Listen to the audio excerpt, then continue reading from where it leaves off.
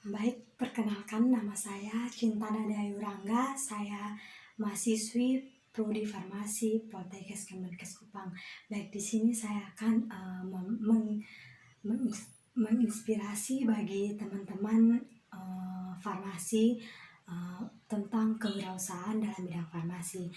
Baik, di sini saya akan menjelaskan bagaimana berwirausaha dalam bidang farmasi.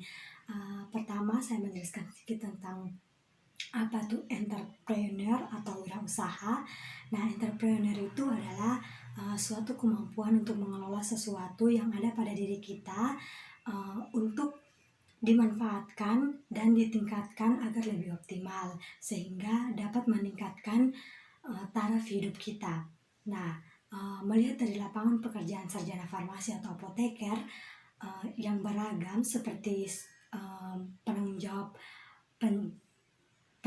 apotik, bekerja di PBF, industri farmasi, maupun menjadi PNS yang bekerja di instalasi pemerintah.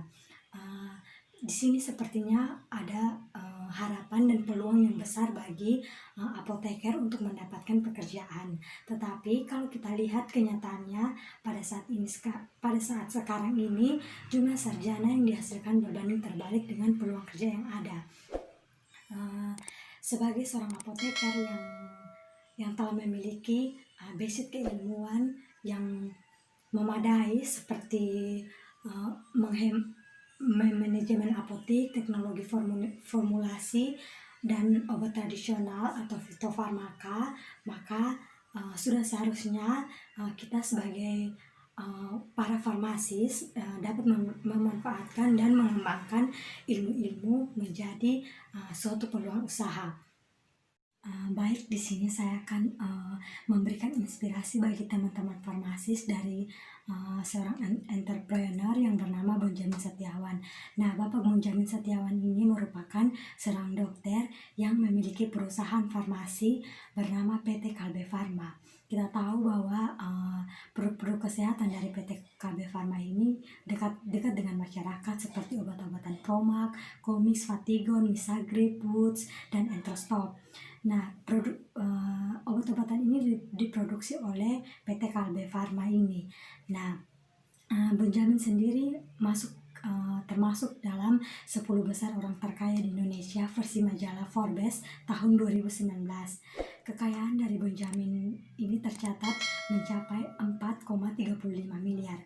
Hal ini tersebut terasa tidak aneh mengingat perusahaan miliknya bukan hanya eksis di dalam negeri, tetapi PT Kalbe Farma ini merupakan perusahaan farmasi yang terdaftar secara publik, terbesar se-Asia Tenggara dengan omset sebesar 21 triliun pada akhir tahun 2018.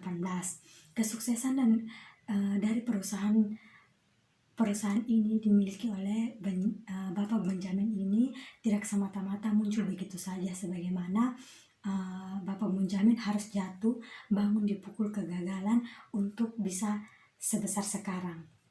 Nah, bisnis pertama Bapak Bonjamin ini didirikan pada tahun 1963 di bawah perusahaan bernama PT Farmindo. PT Farmindo ini merupakan perusahaan rintisan Bonjamin bersama salah satu kawannya yang merupakan dokter biologi. Namun, perusahaan ini memproduksi plasenta ekstrak ini tidak memiliki umur yang panjang. PT Farmindo gulung tikar setelah 3 tahun berjalan karena tidak adanya modal serta lemahnya kemampuan dalam mendistribusikan obat-obatan mereka. Kegagalan pertama dari Bapak Bonjamin ini merupakan tidak menenggelamkan keinginan berbisnisnya, tetapi dia tetap mengejar peruntungan dengan kembali berbisnis di bidang produksi obat-obatan. Dan kali ini Bonjamin setelah Bapak Bonjamin kembali mengejar bisnisnya dalam bidang produksi obat-obatan, dia juga merangkul saudara-saudaranya dan mengajak kawannya yang juga adalah seorang dokter di bidang farmakologi. Mereka mengumpulkan dana untuk membuka perusahaan ini dari kantong masing-masing. Meski dana yang mereka kumpulkan itu terbatas, mereka tetap mencari tempat untuk memulai bisnis mereka, dan pilihan tempat jatuh ke sebuah garasi. Garasi yang terletak di Tanjung Priok, Jakarta Utara. Ini terdapat salah satu pasien milik kakak dari Bapak Bonjamin.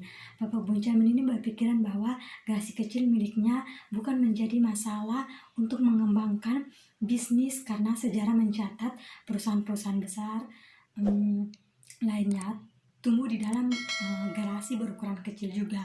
Garasi tersebut menjadi tempat berdirinya PT Kalbe Farma di tahun 1966 dengan Bapak Bonjamin sebagai direktur utamanya. Sebagai pengusaha, mengarungi waktu demi membawa perusahaan barunya mencapai kesuksesan, pastinya harus menerjang berbagai tantangan. Sebagaimana beberapa perusahaan lain, PT Kalbe Farma harus berhadapan dengan krisis moneter yang terjadi di tahun 1998. PT Kalbe Farma mengalami permasalahan di bagian keuangan yang membuatnya harus berhutang ke luar negeri agar tidak berakhir seperti perusahaan-perusahaan milik Bapak Bonjamin. Namun, hutang tersebut malah membebani perusahaan milik Bapak Bonjamin, sehingga Bapak Bonjamin melepas aset-aset miliknya, terkecuali di bidang farmasi. Hal buruk yang menimpa Bapak Bonjamin tidak semata-mata menghentikan tekad Bapak Bonjamin. Berbekal dana yang ia miliki, ia mulai membuat perusahaan-perusahaan kecil yang keuntungannya digunakan untuk memperpanjang nafas dari PT Kalbe Farma ini. Usaha dan perjuangan Bapak Bonjamin dan rekan-rekannya membuahkan hasil yang bisa dilihat hingga hari ini. PT Kalbe Farma merangkak dari keterpurukan menjadi sebuah perusahaan yang besar. Bapak Bonjamin dan rekan-rekannya membuktikan bahwa selain memanfaatkan ilmu yang dimiliki untuk menghasilkan sesuatu yang berguna bagi orang lain, tahan banting adalah modal yang diperlukan dalam berbisnis. Selain itu, tindakan serta keberanianlah yang mengantarkan kita kepada kesuksesan, sekalipun kita mengawalinya di sebuah garasi ataupun hal-hal terbatas lainnya. Semoga dari kisah inspirasi Bapak Bonjamin ini menjadikan kita manusia pilihan untuk mengenyam keberhasilan yang tidak hanya membentuk kebahagiaan pribadi, tetapi juga memperluas kebermaknaan bagi manusia lainnya.